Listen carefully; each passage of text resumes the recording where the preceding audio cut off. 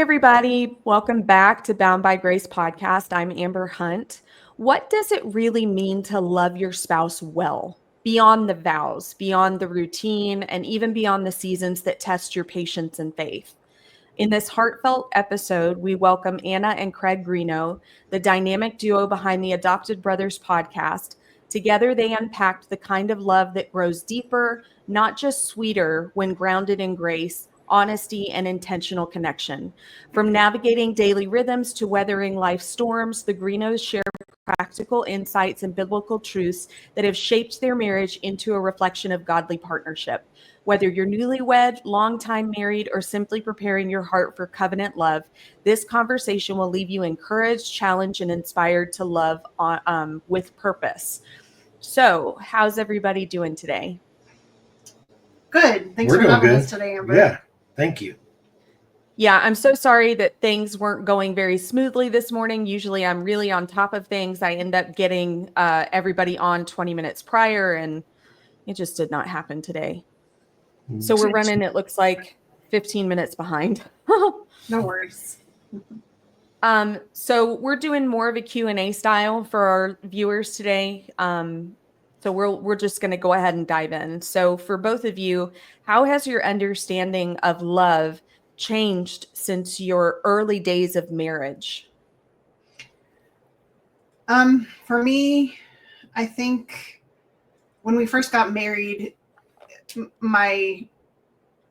way I thought about love was more transactional. Like, he'll do this for me, I'll do this for him. and to be honest, I didn't love him when we first got married. I was a single mom, and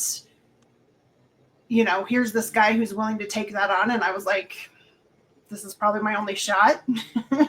So I'm just gonna do it. Yeah. And now we've gone through a lot, and we've grown together, and I truly love him. Like, we're best friends. Yeah, we are best friends. And for me, when you first find that person, it's all about the feelings. You think love is a feeling because that's what, you see on TV and movies, but love is also a choice, and it is actually more of a choice than just a feeling. You have to choose to love this person every day through the good times, the bad times, the mundane tasks. It's all about a choice. Yeah. Yeah, I think that's put beautifully. It's funny, I had the same experience. So this is my second marriage. And when I married my husband, I saw him as a really great dad and a good provider, but I wasn't in love with him. I didn't truly love him. And I love him more than I've ever loved anyone in my life. Like, I don't think I knew what love was before him. Yeah. And it's so funny the way God works in your relationship when you have him as the center. He really teaches you what love looks like, what that is. And you fall deeper in love with the person when they are grounded in Christ, and they treat you well. Yes. Yeah. So it really is a miraculous thing, because those feelings of love that we're taught on Disney movies and, the first love. So it's high emotions, real lows, real highs. That's all you've experienced in the beginning of the stages of starting to like people. And you think that's what you're searching for. And that's truly not it. Yeah. It's very true. It's very, very true. What were some defining moments that challenged or deepened your love for each other? So for me, the first time that I really started to feel love for him, I was pregnant with our first child, and Craig was a trash man. That's what he did for a job. Yeah. And we went to visit him and meet him for lunch, and I just saw how gross that job was and how hard he had to work, and I knew he was doing that for us, and that's when I started to feel love for him the first time, just because he was making that sacrifice for me. Yeah. It's a lot to me. Yeah. I mean, there's been multiple instances of her showing me love and me really understanding it. But one that sticks out a lot, it was a couple years ago. I had to have surgery, and I was so scared to have that surgery, and I didn't want her to have to go through that with me, because I had been in and out of the hospital multiple times within a 2-month period, and they kept postponing the surgery. And I finally told her, I was like, you know what, just divorce me, it'll be fine, you'll be better off, because I was in so much pain that I felt like I wasn't going to come out the other side of that surgery, and I didn't want her to have to experience that with me. And she told me, she's like, no, I'm not leaving you. We're going to go through this together, and it's going to be okay. And for me, that just spoke volumes of love. Yeah. Yeah. Yeah. That's, I think in that instance, you showed love too, because you cared so much for her. You weren't thinking about yourself. You were thinking about the possibility of her having pain during that experience, and you Yeah. didn't want her to have that. Yeah. So Yeah. that's a really good example. Is there something you now value in your spouse that you might have taken for granted years ago? For me, I think just how deeply he actually does love me. Like, he's, love is patient and love is kind. And he is both of those things with me all the time. And I think that, especially in the beginning, I did take that for granted. And now I greatly appreciate it, because I see that that's not true for everybody. Not everyone has that in their relationship. And I did take it for granted at first. Yeah. And I'm not patient with everyone, but it's totally different with her, because I care about her and I love her so much that I want to be patient and kind with her. Yeah. And for me, I was thinking about this when we were kind of going through it yesterday, and I was having a hard time coming up with something, because I've just been so deeply in love with her since the beginning. And it's hard to really, for me to find a time You took for granted. when I took it for granted. Yeah. Is there an action that she does on a daily basis that you may have taken for granted in the beginning and now you appreciate? I've always appreciated it, because it was funny when we first got married. She was like, I'm not going to get up with you. I'm not going to pack your lunch for you. And I was like, okay. And now she does it. And it just means so much to me that she just is willing to get up with me, because I do shift work now, where my schedule changes every 6 months. One 6 months I could work from 2 p.m. to 10 p.m. Next 6 months I can work from 6 a.m. to 2:30 p.m. And I tell her, no, you don't need to get up. You don't need to get up when I get up early in the morning. And she tells me, no, I'm going to get up and I'm going to help you get ready and get all your stuff ready for work. And I just always have appreciated that. Yeah. That's sweet. Yeah, a lot of people, they don't do that at all. What does loving your spouse well look like in the everyday rhythms of your life? I think it looks like intentionally getting to know your spouse, because people are constantly changing and growing. And I think being intentional about maybe doing things that you don't enjoy but your spouse enjoys.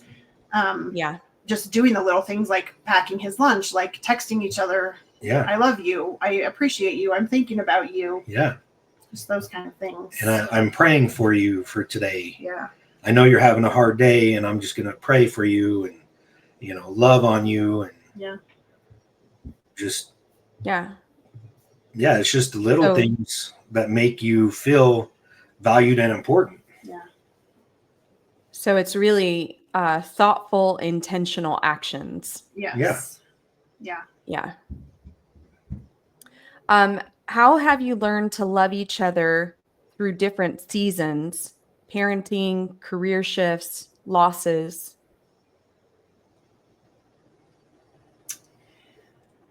I think grace Yeah. plays a big part in it. Yeah. Because, you come from different backgrounds and you're not going to handle things the same way. I think being, again, patient with each other and just having that understanding of, well, you may not handle something one way, your spouse does, and you just need to have that patience and grace with each other to make it through things. Yeah. And kindness. Yeah. Yeah. And mercy. Yes. Yeah. Yeah. I People totally say agree. that your relationships, your close relationships are the ones that you usually treat the worst because you're most comfortable with them and you don't see them going anywhere. So you don't feel like you have to be on your best behavior. But why would you treat someone that way that you're trying to spend your life with, that you want to treat you well as well as you treat them? Yeah. Someone that you really adore, you don't want them to get the worst side of you if you can help it. Yeah. Yeah. And I know she has seen the worst side of me before. I mean, you do when you're married, but again, you just have to have grace with each other Yeah. and forgive. Yeah. That's a huge part of it too. Yeah. Yeah. Yeah. What about you, Craig? Loving her in different seasons. Do you think you have a specific one that you can think of?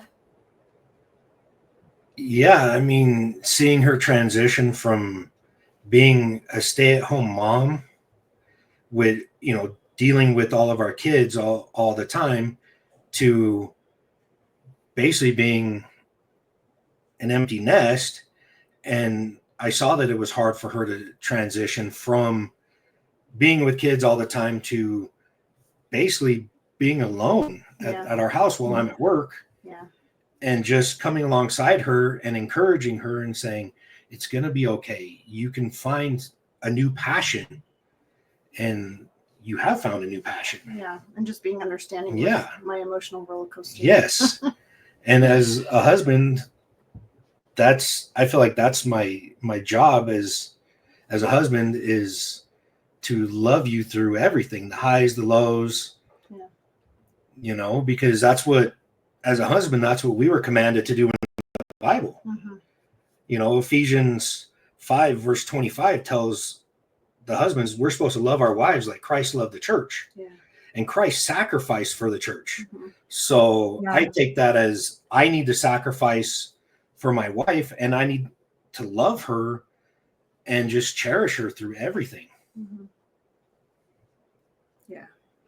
Sorry, I'm getting emotional. I don't usually get emotional on these, but my husband just left, and hearing you guys reminds me how much I love him. Yeah. Yeah. So he went to training. He's military, so he'll be gone for a month. He left yesterday, I think. Yeah, that's hard. Day before yesterday. But that's good though, that you have that connection and that emotion that you feel towards your husband. Yeah. Yeah, I have my previous marriage, he was military as well. We were apart for most of our marriage, and I have to tell you, I have never in my life, and I'm 38 years old, I've never felt that feeling of missing someone. Yeah. Until this marriage. I didn't know what that felt like. And now I know what missing someone is, and it's can be very overwhelming. Yes. Let's see. Oh, this is a good one. How do you each experience love differently? So like your love languages, your temperaments, and how did you adapt to that over the years? Yeah, so Craig and I are opposites for sure. I do not like confrontation, and he loves to argue. Yes, I do. So we have definitely had to And honestly, I've had to learn that not everything is, confrontation, because everything feels like confrontation to me. So I've had to learn how to engage in a healthy way. And Yeah. he has learned to pull back. Yeah. Pull back. Because I'm more of a just upfront, honest person, and sometimes it comes across as being blunt. Yes. And so I have to pull it back with Anna sometimes and be like, no, I'm not trying to come at you for a fight Aggressively. Yeah. That's just my personality. And I'm a very loud person. Yeah. And she's more of a quiet person. And so she sometimes is like, shh, you need to be quiet. And then I'm like, I'm not being loud. And then I'm like, oh, wait, I am kind of being loud. Let me tone I'd it be down like, a get little your bit." ears checked. Get your ears checked. Yes. Yeah, if I get overly excited about something, I get louder than I expected to get. And sometimes I catch myself, but sometimes I don't. And when I'm with a group of friends, I never had friends really growing up that stuck by me and really understood me. I'm actually autistic. And so having friends that really were graceful with me and just like really took me as I am, it made me very excited to be a part of that group. So almost like a kid, and I'm 38, and I would get really excited when we're having conversations that other people should not be hearing. And I would like say something really loud, and they'd be like, Amber. And I was like, oh, I'm so sorry. I got too excited. I got too excited. But the bluntness I get because I sometimes get overly anxious. I do scripting in my head most of the time for what I'm going to say. But if my anxiety gets too high over a situation, but I know I need to say it, I'll just say it and not script it. So it comes off very blunt and direct. Yeah. But in a way, my directness and bluntness helps me in the job I do. Yeah. What do you do? I work in a detention center. Oh, heck yeah. That would help majorly. Yeah. Yes. I've been doing it for 13 years at a few different agencies. So very cool. Good for you. Thank you. Very good. Yeah, bluntness, I think when you have past trauma or you're a very soft-spoken person, directness can come off as aggressiveness. Yeah. Yeah. But in reality, I prefer directness myself, but I'm also not very soft-spoken. But I prefer it because I really can't stand people dancing around what they want to say. Yeah. It makes me more confused. It makes me frustrated. It does make me frustrated, but sometimes when people do that, they take such a long time to get to the point that I can get lost in translation. Yeah. And I'm like, what exactly are you trying to say? Yes. But I also don't like to be coddled. Like if a boss is dealing with me, I'd much rather them be direct. Because if they're like trying to make it a soft blow, it kind of offends me a little bit. I don't know why. That's how I am too. Yeah, that is how you are. Like, just say it. Yeah. Like I'm an adult. I can take it. If I cry, we'll both deal with it, but it's fine. Yeah. Let's see. What about love languages? Do you guys know each other's love language? Yeah. And I feel like even that's changed. Like, I feel like when we first got married, mine was probably acts of service. Yeah. But now I feel like it's more quality time. Yeah, it is. Yeah. Yeah. And mine is still gifts and physical touch. Yeah. Yeah. Very cool. I don't hear a lot of men that theirs is gifts. Physical touch is like a almost like a no-brainer for most men. They usually it's physical touch, but gifts, I've never heard a man say his was gifts. Oh no, I love getting gifts. That's pretty cool. Yeah. Because that to me is like can be easy sometimes, but a woman getting a man gift, it's almost like we get stuck where we're like, he has everything now. What Yeah. do I get him now? Yeah. For women, you just get us a candle and a blanket. Like we're good. Yeah.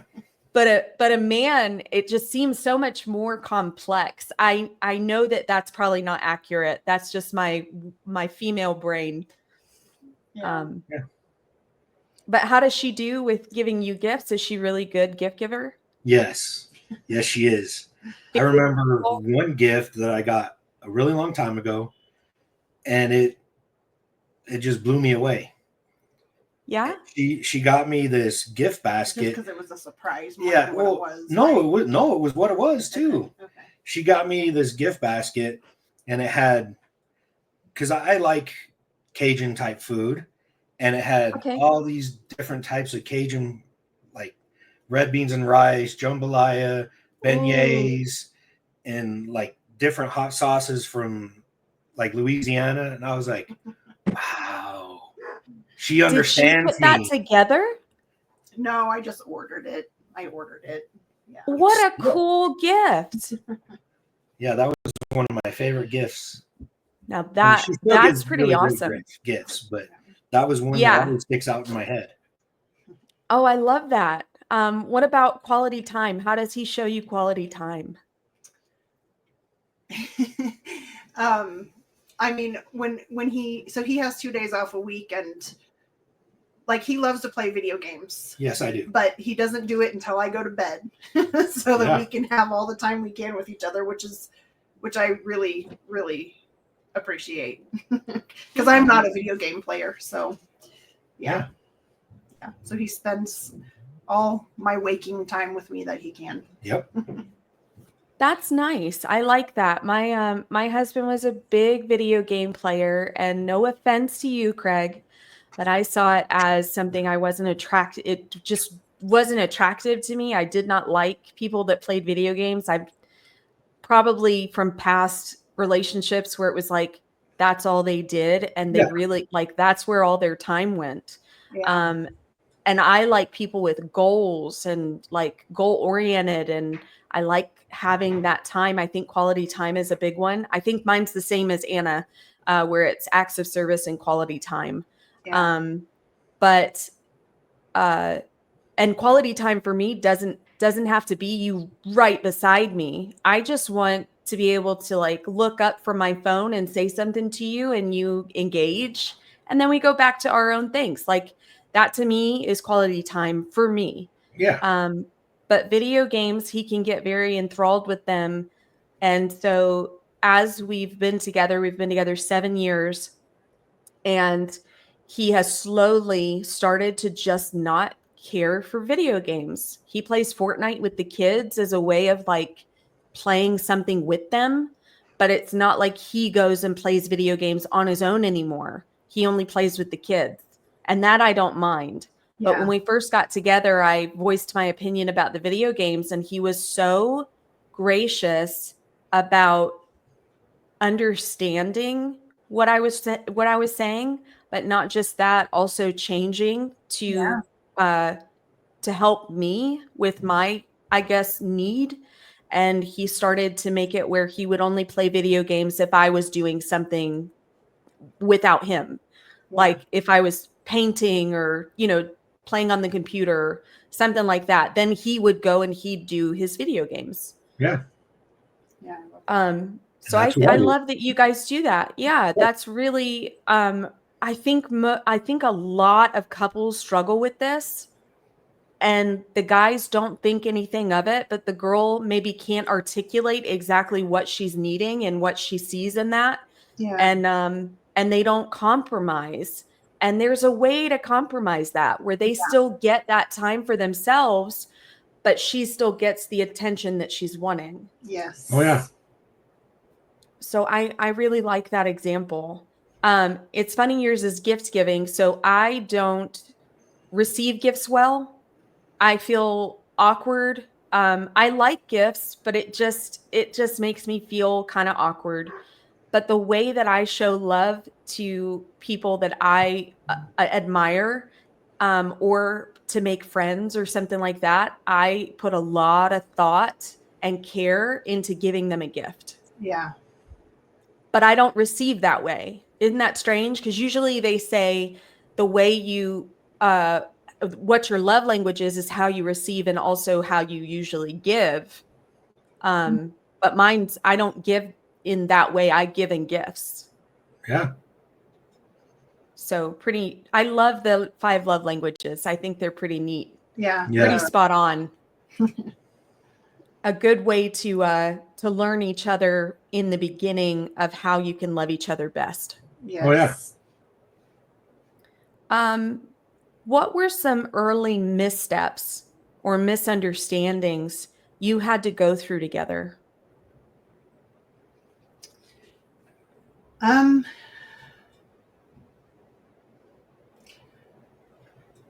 I mean, like I said, at first I didn't love him, but I think one of and I don't know if this really answers the questions, but I think this is more about the way we interact. But when we first got married, whenever there was conflict or whatever, I would give him the silent treatment, which is not at all productive. Yeah. And we had to learn that communication is key to a healthy relationship. Like both of us had to. Like I had to learn not to give the silent treatment, and he had to learn to tone it down. Yeah. So how did he react when you gave him the silent treatment? Did he let you have that silent treatment, or did he try and bug you until you spoke to him? No, he just let me, which, it was like, sometimes it would be days. Oh, yeah. And it was very, really, yeah, it was very awkward for both of us. Wow. But he just let me until I was ready to come to him and talk it out. So now that's a patient man right there. You've got a good one. Yes, I do. Because I would let her just do that, because if you still there? I didn't, I would probably, yeah, we're still here. Can you hear us? Okay. Yeah, you went out for a second. Go ahead. Yeah, I would let her do that, because if I didn't, then I knew myself that I would probably take it to a whole nother level with my anger and maybe yell. And it's not worth it. No, it's not. Because then all I'm doing is, at that moment, I might make myself feel better, but all I'm doing is destroying her. Yeah. And I don't want to do that. Yeah. What about instances where you had to grow together from a specific misunderstanding? Do you have one in mind that you guys kind of tackled together?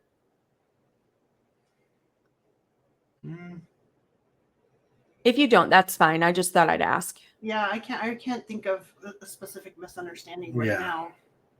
Okay. We've had a lot of misunderstandings, but nothing like that I can think of that sticks out. Yeah. What about child rearing?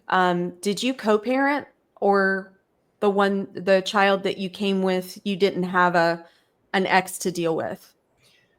I had an ex to deal with. Yeah, that was hard. But Craig came into our lives when he was 6 months old, when my son was 6 months old. So he was there from the very beginning, pretty much. But yeah, that was hard. There were some really hard things with that, but yeah. You guys are making me miss my husband so much. He came into our lives when my son was 6 months old. Oh, yeah. The term I despise is step parent. I despise that term, because I'm like, I'm not a step parent. I am a parent. No. Yes. So I agree. I get so irritated when they're like, "Oh, that you're his stepdad." I'm like, "No, I'm his dad." Yeah. Yeah. We are military, so we have all the legalities of going to take our children to appointments, and they see the different last name. I have 3 daughters from a previous marriage, and they see the different last name and they're like, so you put dad on this form, but that's stepdad. You have to put stepdad. Wow. And it makes me so frustrated because Yeah. their father is not involved at all. Like for the past 7 years, no contact, no support. This is their father. Yeah. Yeah. Like they call him dad. That's all they know. I mean, they remember a little from back then, but the real memories, the core memories are from him. Yeah. And so we just petitioned Hawaii State to change their last name. He's not adopting them because it would be a lot more of a hassle to go through, having to find the ex and then having him sign off. So I gave my ex-husband an option and I said, can we change their last name or can we adopt them? And he said, we can change their last name. So I just petitioned the state. So hopefully that goes through and Yeah. we'll all have the same last name. We'll be praying about that for you. Yeah, I really appreciate it. It's a big deal. My kids are super freaking excited about it. I think it makes it where they feel more like like they're a part of the family instead of having that different last name. Yeah. So I'm looking forward to it. But so co-parenting, how old are your kids?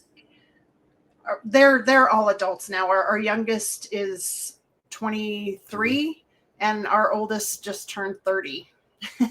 Ma'am, I saw you before this. You do not look like you have a 30-year-old. Thank you. I don't feel old enough to have a 30. You do, Craig. You do, but Yeah, she I does know. not. I'm just kidding. I'm just No, I kidding. know. You don't. Either of you, honestly, like to me, you don't. I was thinking maybe you were a couple years older than me. Well, thank you. But that's really, really awesome. So he co-parented with you through how many years? Since 6 months old, you're saying? Yeah. Yep. So the full 18 years. Yeah. Yeah. And the ex was involved the full 18 years? Probably the first like 2 years, it was actually his mom that was more involved. And then after that, he got involved. Until, and my son still sees his dad. Of course, we're not involved with him anymore, but like when he was growing up, it was every other weekend that he would go to his dad's. Yeah. Well, I would love to talk to you guys maybe on a different episode if you're open to it. I know some people have privacy that they want to keep, but I'd love to do one on co-parenting, navigating that. Yeah. I don't have a lot of people that I know that are willing to speak on it because they're still co-parenting and they don't want to ruffle feathers. But it'd be nice to have somebody that's done with it and has some wisdom they can give. Yeah. How do you repair after conflict now versus how you handled it in the past? So I know you were saying that you gave him the silent treatment for could go on for days. So I'm guessing that's changed at least. Yes, that's definitely changed. I mean, honestly, we don't really fight a lot. And I don't know if that's like, we will have discussions. I would say they're more discussions. Yeah, but we have little arguments, but not like. Yeah, but it's definitely not days before we do not go to bed angry anymore. So let's talk about those little arguments, right? So I believe that arguing in a relationship is healthy. It's getting your opinion out there, and they're not always going to be the same opinion. That shows that you're still keeping your identities. Yeah. But sharing them with each other means you're communicating. Now, fighting is another issue. I don't believe in fighting. I believe in healthy arguments, more communication, conversations, compromising. Yes. So would you say that that's kind of how you handle it now, where it's more like you have this same goal of we want a healthy marriage and we want to get to a resolution rather than I want to be right and he's got to be wrong or vice versa? Yes, for sure. And then there's also, and I guess this is part of compromise, but there's little things that we both do that bug each other, but we just overlook it now instead of what's making a big deal about it, because we Yeah. only get in discussions about things that matter, that really matter. Yeah. And then we just let the other things go because there's no point in fighting over them. Yeah. Same, girl, same. I swear, there's some things he does. He leaves his socks on the floor, but yet he yells at the kids for leaving theirs on the floor, like that kind of stuff. Yes, and I'm like, exactly my that. God. But you know what? I am so in love with that man that those little things, yes, I look at him and I kind of roll my eyes, but it is not something to argue about because I can just pick him up. Like, it's not that big of a deal. Yeah.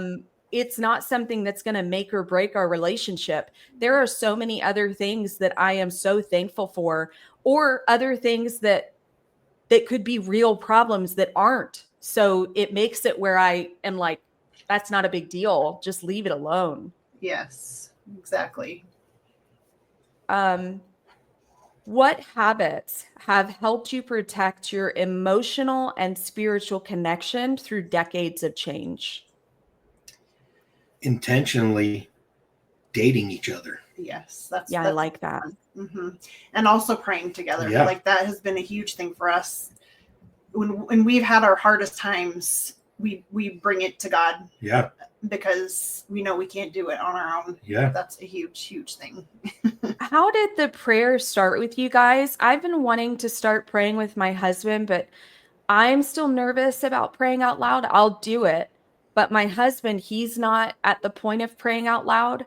So I feel like I'm going to have to step up to the plate and start it. But it's kind of awkward. Like, I don't know exactly, maybe just start with a short prayer. And kind of go from, just make it a habit each day to do a short prayer until it gets, more conversational with God. Yes. Yeah. I mean, and I think that's exactly what happened with us. Craig was very uncomfortable with it at first. Because I don't feel like, even now, I don't feel like some of the other people we know that when they pray, you're like, oh man, that is so amazing. And when I pray, it sounds magical. It sounds like it came from the Bible. I feel like I'll say it, I feel like an idiot when I pray sometimes, because I do too. So I'm like, oh, I don't like to. Yeah, but I think like you said, Amber, just starting every day, even just like every morning, be like, God, thank you for this day. Keep everyone we love safe. Okay. Help us to love each other better, or something, just something simple like that. And then the more you do it, the more comfortable you get. Yeah. And I think for probably not all men, but for a majority of men, praying makes you feel vulnerable. And as a man, you don't want it. You don't like to feel vulnerable. So that's the hard part for a lot of guys is, if I pray, I'm going to be vulnerable, and I don't like to be vulnerable because I don't want to share my feelings. I don't want to sound stupid or anything like that. But you have to. Yeah, it is. Yeah, as the more you practice, just like anything, the more comfortable you get. Yeah. I really want to start doing that with him. I think maybe I'll start when he gets back, just doing those little prayers while we hold each other's hands, and and then go about our day and do it again the next day and see if we can keep it going. Yeah. Because we usually pray if we're going to leave the house and go somewhere. We say a prayer in the car, and then when I leave for work, we pray, and then when I'm at home at night, then we say a prayer with each other right before we go to bed. Yeah. Oh, I love that. They say that divorce rates are extremely low for those couples that pray together regularly. Yeah. So that's really beautiful. Yes. How has prayer shaped your marriage and your capacity to love selflessly? I think because, like Craig said, it brings up like vulnerability, that emotional and spiritual vulnerability. Like things that you might not say otherwise, you feel like it's a safe place to say it. Because you're talking to God. Yeah. And who better to say it to? Yeah. Right. I think that if my husband got to a place where I got to see him pray, I would love him so much more. Yeah. Like, I don't even know if it's possible for me to love him more, but it's kind of like, I'm guessing your parents took care of your children every now and again, or saw them every now and again. Yeah. Yeah. Okay. Did they treat them well? Yes. Yeah. Didn't that make you feel loved? Yeah. Yeah. For me, if I saw my husband talking to God and having that relationship on a deeper level, it would make me feel more loved, and Yeah. it would make me love him more Yes. because he's talking to my father, like, or Yeah. our father, of course, but Yeah. it would really, it would be a different level, I Yeah. think.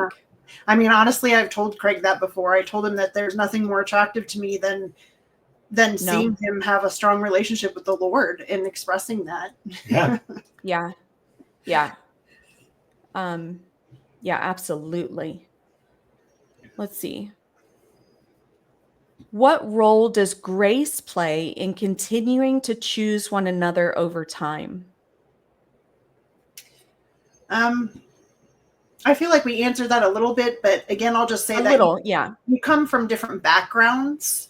And so even just like for holidays, as an example, like this might be normal to me when something else is completely different for him, that's normal. So you have to come together and like compromise and have grace about what each person needs. Not just for holidays, but like in every situation, because what's normal to one isn't normal to the other. And so you have to like integrate and compromise and have grace and make your own normal. Yeah. Yeah. Yeah. And I think it's really important to give grace to your spouse on an everyday level, because if you expect your spouse to be perfect, your expectations are way too high. They're human. Yeah. Yeah. And you're human. Yeah. Like, don't ever think that you're perfect. So if you can't give your spouse grace, you really need to look within. Yes. And that's where people kind of get it wrong, because they look towards, like we said earlier, like TV shows and movies and celebrities, thinking, oh, that's what I want right there. But that's not reality. And that's not even how sweet it gets. No. Like, that's so surface level. Yeah. The beauty and the depth to real, true love, that you're being chosen every day and being treated well intentionally, is so beyond those butterflies in your stomach kind of thing. Yeah. Yeah. And I think you need to like check your expectations too. Yeah. You need to check them at the door. Yeah. If you need. Yeah. I almost said that same thing. Yeah. Yeah. Because if you don't want that to be expected of you, then you can't expect it of someone else. Yeah. And, that's exactly right. I was going to ask you about that as well. When you guys had set expectations in your marriage, let's say set boundaries. Let's say that you had, I'm assuming, Anna, that you were married before. I actually wasn't. Or at least in a relationship before. Yes. Okay. So with that being said, there was probably some sort of trauma that happened, or something, bad taste in your mouth from that relationship. Otherwise, it probably wouldn't have ended. Yeah. So you probably had these boundaries for Craig, that just so you didn't get hit, like a nerve didn't get hit. Yeah. When you had those boundaries for him, was it in your mind that just because he doesn't have those boundaries, does that mean it's okay for you to do the same thing that you're telling him not to do? Or did you automatically respect the fact that that's your boundary, so you automatically don't do it because you're not expecting him to do it? Does that make sense? Yes, that makes sense. No, I think that I was very selfish at the beginning, and I expected a lot more from him than I was giving. And even I feel like I even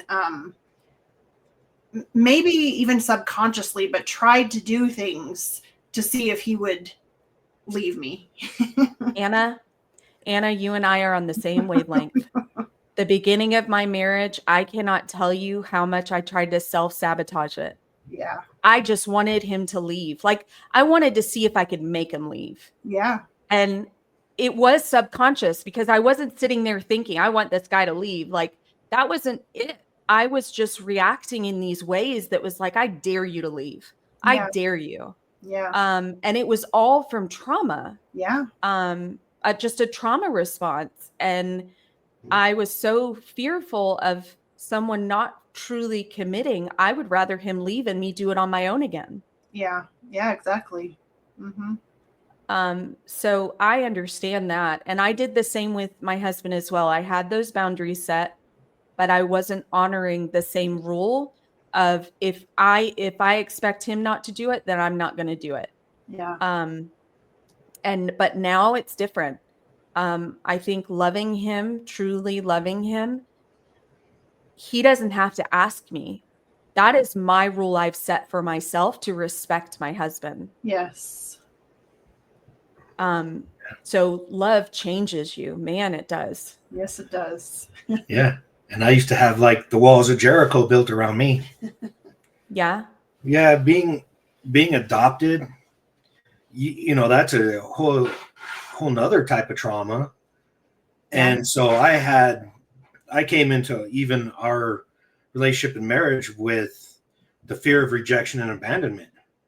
So I had That's why I was wondering if you would allow her to give you the silent treatment, because usually the person that gives the silent treatment is responding out of a trauma response. But the opposite happens with the spouse, which was with me. I would give my husband the not for days, but I'd give him the silent treatment, and he would be at my, like, right by my side, like, talk to me. And it was because he had a fear of me leaving. Like, he had an abandonment fear. Yeah. But I just had those walls up. And to be honest, I had those walls up for probably the first 15, almost 20 years of our marriage. They'd come down a little bit at a time, but it took a long time for me to fully just let it all go. Yeah. Because I was like, okay, if I say something wrong, she's just going to walk away. And so I was always guarded with it. And now they're not there. What would you say, Craig, was some instrumental moments that let your guard down? Because I understand it didn't happen overnight. Yeah. But do you remember any moments where it was like, okay, a little bit, they're coming down a little bit, and then maybe another moment, they're definitely coming down? Yeah, Does that make sense? Yeah, there's been quite a few, but it was when I would have that really bad day and feel either depressed or anxious, she would actually tell me, it's okay. I'm not going anywhere. She's had to tell me that multiple times throughout our marriage. I'm not going anywhere. But in the back of my mind, it was always, well, she could still go somewhere. She could still leave. Yeah. And, you know, like, our marriage isn't perfect. No marriage is perfect. No. And we put each other through some hard times, but we've come out of those hard times with a better understanding of each other and more love for each other. And just her loving me through all my nonsense has helped me take those walls down. And that final bit of that wall fell a few years ago when I said towards the beginning, when I had that, you know, surgery, and she said, I'm not going anywhere. No, you can't force me to leave you. That totally just demolished the rest of the wall. Yeah. Yeah, I think that's what people need to learn, is they need to learn each other's attachment style. There are free online tests you can take for that. Even if the guy's like, this is not that big of a deal. Women, you want to know their attachment style, because that will tell you what those things are that you need to say during those times of conflict that will calm down that attachment style. So for you, Craig, it was, I'm not leaving. Yeah. It's that reassurance. I'm not leaving. And some people really need that. And some people don't understand that it would calm your spouse's spirit so much Yeah. if you would just do that statement. That's it. In the middle of conflict, right now, I understand we're not getting along, but I'm still not leaving. Yeah. Yeah. That's really good. Let's see. Are there scriptures or spiritual practices that have helped anchor your love when things felt shaky? Yes. For me, it's 2 Corinthians 4, 7 through 9. But we have this treasure in jars of clay to show that the surpassing power belongs to God and not to us. We are afflicted in every way, but not crushed, perplexed, but not driven to despair, persecuted, but not forsaken, struck down, but not destroyed. And the reason for that is because, like, from the first week of our marriage, things have been hard. Like, we didn't really get to go on a honeymoon because of finances. And the day Craig went back to work, he lost his job. About a week or two later, I found out I was pregnant. Like, it was just thing after thing after thing. Yeah. Oh my gosh. God bless you. My Lord, that was a whirlwind. Yeah. Yeah. So it's been. Yeah. Hard pressed on every side. Yep. But not crushed. Yep. Even though you may feel like you're crushed, you're not. Yeah. I really like that particular scripture. I think it brings comfort. Yeah. I think it brings the realization that no matter what I'm going through, God's got me. Yeah. Yeah. You can come out on the other side. There's always going to be another day as long as God wakes you up. Like you're not done yet. Yes. Yeah. And there is going to be hard. Like, I feel like a lot of times we're not told that growing up in church. Like, if you're with God, everything's going to be fine. And it is, but there's still going to be hard that you have to walk through, but He walks through it with you. Yes, absolutely. This is a good one. If a newlywed couple asked you, how do we make it long-term and still like each other? What would you say? I would tell them you need to continually date your spouse.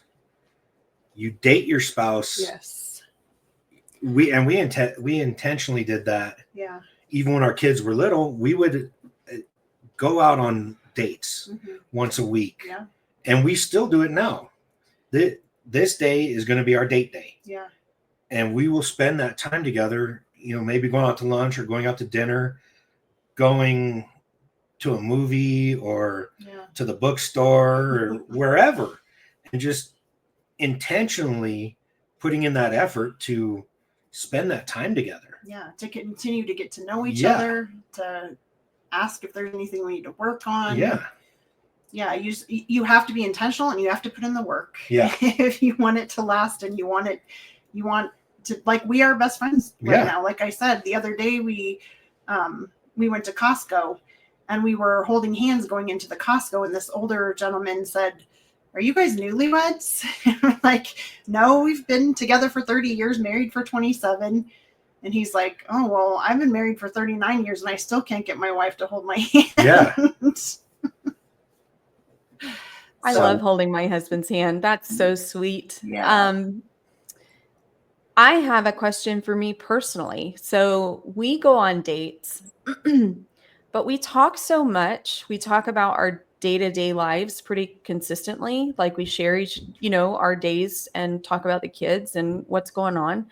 So when we go on a date, my husband's not a deep thinker. He's just not. And I love deep conversations, but I've learned to find that fulfillment in other ways, like podcasting or speaking with a friend of mine or my mom.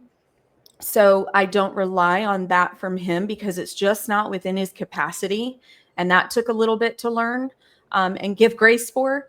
But because of that, when we go on a date, like we just went on one, a gorgeous French restaurant, spent way too much money, but he planned it and made the reservation, which is what I've always wanted. Yeah. So he finally did it and it was amazing. I was excited. I got a new dress. He looked handsome. And then we go on the date and I had nothing to talk about. Nothing. Not one thing. I could not come up. We just kept looking at each other and smirking and going, what? And then we just ate. It was so awkward. I was still enjoying him, but it just, in my mind, when I think about you should date your spouse, I feel like there should be a little bit more conversation or intimacy during that time, and avoid conversations about the kids, but make it about you two. And I don't know what I'm doing. Well, what I would say is, especially for guys, we don't need a lot of conversation. I know. That's awful. I know Anna feels the same way. She's like, I want you to talk. And I'm like, I really have nothing to say. But what I like to do is if we go out to dinner somewhere, I'll just reach across the table and just hold her hand. And there's that unspoken communication through just holding somebody's hand. Yeah. You're just enjoying their presence. Yeah. And sometimes that's all you need is just their presence with you. Yeah. To have that connection. Yeah. Even just like physically. Yeah. Yeah. Because there are times where Anna talks a lot and she'll be like, talk to me. I'm like, I don't know. I'm having a good day. That is my husband. Oh my gosh. Yeah. Because for guys, that's really all we need is to have your presence with us. Yeah. Okay. And we're good. Mm-hmm. But as women, we need maybe a little bit more to feel connected. So what could I do to get that connection, but not be too deep? Because like I said, he doesn't really have that capacity unless it's something he's interested in. I would say, if there are things that you want to talk about or need to talk about, maybe have those ready. But if not, like maybe even just bring some fun questions to ask.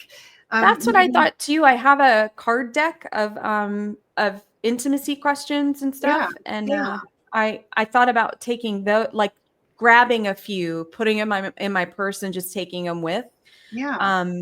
Just so, because I can't come up with it off the top of my head because I feel like I know most things, and it's just I want that connection with my spouse, but it's kind of difficult to come up with the questions when it's silent, like you're just sitting there eating.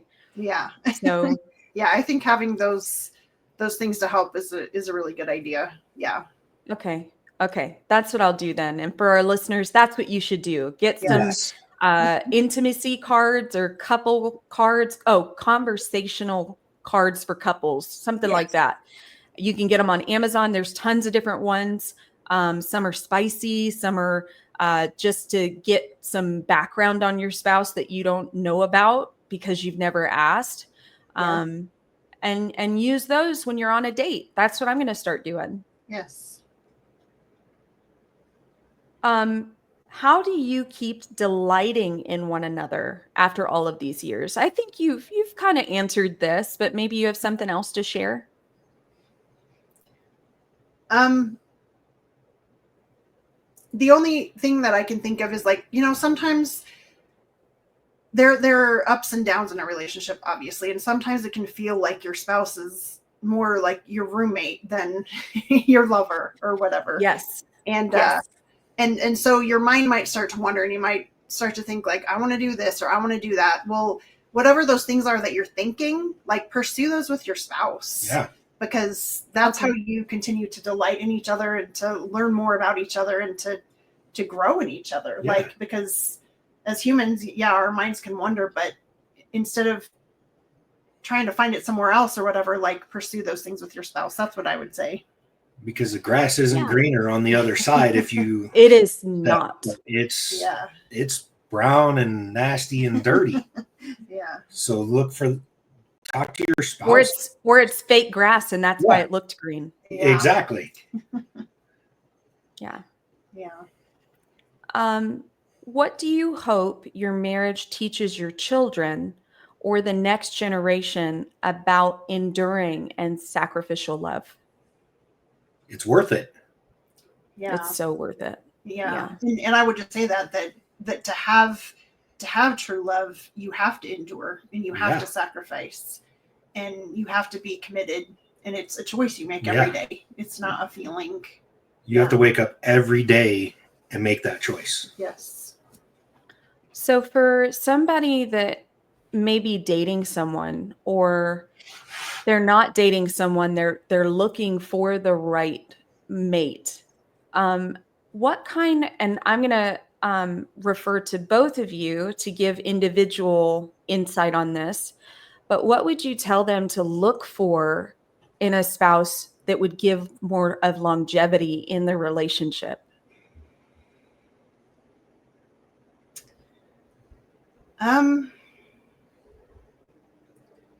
I mean, I don't know if you can really know somebody, at first, like you grow to know somebody, but I would just say, like, just make sure that they keep their word, that they treat other people with respect. Yeah, big one. That they, show fruits of the Spirit. Yeah. That's what I would say. What would you say? I would say you look for somebody that has similar or the same core beliefs as you. Yeah. Yes. Huge. You have to have that, because if you don't, your marriage is going to start out really, really rocky. Yeah. Because even if you have the same core beliefs, your marriage is going to start out rocky. Yeah. Because it's just, you definitely need that foundation. Yeah, you need a solid foundation with each other. And you need to actually put God first. Yes. Because if you don't, it's not gonna last. Yeah. If you put yourself over your spouse, it won't last. Yeah. If you put yourself over the person you're dating, it's not gonna last. Yeah. So you can't put them first either. Yeah. Because it won't last. That person's gonna be like, oh, they're doing all this for me, and that the other person will be like, they're doing it all for me, so I really don't need to do anything for them. But if you put God first in your relationship, then God is going to make sure that relationship will stay solid as long as you keep focused on Him. Yeah. Yeah. And not one is not greater than the other either in a relationship. Yeah, no, it's absolutely not. Yep. It's not 50-50 either. It's 100, like Anna just said, 100-100. Yeah. Oh, for me, I always say that it's not 50-50. It adds up to 100. But some days I'm giving 20 and my husband takes up the 80. And then some days he gives 40 and I give 60. It just depends. And you have to be able to work together like a wave. Yeah. Because you change each day of what you go through. You have different, people go to work, some stay home. They're not always together. So they're going through different things each day of stressors and such. So you kind of gauge each other once you come back together on who's going to take up more of the percentage today. And some days it might be 50-50, but most days it's not. Yeah, that's true. Yeah. I would say if I could give somebody advice on what to look for, I would say that they have a great relationship with God, that they are kind. Yes. Just super kind-hearted. Yeah. And that they have aspirations, but not ones that are unreachable. The ones that they're actually making solid, small steps toward it. Yeah. Because there are tons of people out there with goals and you see they never become successful So they can't really be good providers because they don't have the tools in their toolbox to take those small steps toward those goals. Yeah. And that's really hard to teach an adult. That's something that you learn as a child, on how to take those small steps. The adults that don't usually do well with those small steps are usually ones that their parents may have made promises and then all of a sudden just cancel them. Like the child can't grasp the future at that point because it's always being let down. Yeah. So I think that that would be a big one. And then I would always ask the person, once you get to know them a little bit, about what their trauma is and how it shows up in their lives. Yeah, that's good. And that way, you know that they recognize, they're self-aware. That's a huge one for being a good spouse, is being self-aware. Yeah. Because that means that you're not narcissistic. Yes. And you can apologize because you're self-aware that, you know what, this probably was my problem. Or you can change yourself. You're going to look at yourself rather than blaming your spouse all the time. Yeah. So self-awareness is a big one. And that's how you kind of find out if they are, is by asking them about past trauma and how it shows up in their lives now. And what that also does is it makes it where you can see self-awareness, but you can also see how they're taking steps to heal Yes. trauma. Yeah, that's good, Amber. So that shows emotional intelligence. So yeah, I think those are pretty the main things. And those morals, those real grounded morals, need to be quite similar, if not the same. Yes. Because marriage is hard. Bringing two separate people together is hard no matter what background you come from. Yeah. Why would you make it harder on yourself by coming from completely different belief systems? Yeah. Yeah. But it can work. I've seen it work. It just is so much harder. Yeah, it takes a lot more work. Yeah. Yes, it absolutely does. Well, listen, guys, I really enjoyed this. I got pretty emotional during it. You guys are a beautiful couple. Thank you. I hope our listeners enjoyed this as well. I think this is going to help a lot of people, and I would like to talk to you further about doing another episode. So I'm going to go ahead and close out for our listeners. If you guys ever want to contact me to be a guest, or you have any other questions, please reach out at boundbygracepodcast@gmail.com. We also have a Facebook group that I'd love for you to be a part of. Just go on Facebook groups and search Bound by Grace Podcast. That's it. It's a public group, so you just have to join. We can get you in there and you can see all the inspiration that we have for you. And we usually put out what podcasts are coming out on there as well. Craig and Anna, would you like to share anything about yourselves before we close out?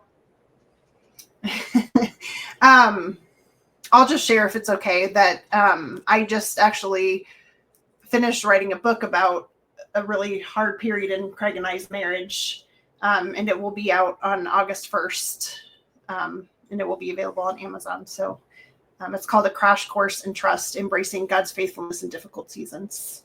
Oh, that And I'm sounds so proud nice. of you for it. That sounds so nice. Do you have a link?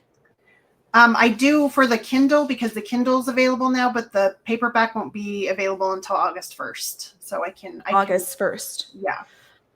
Okay. So,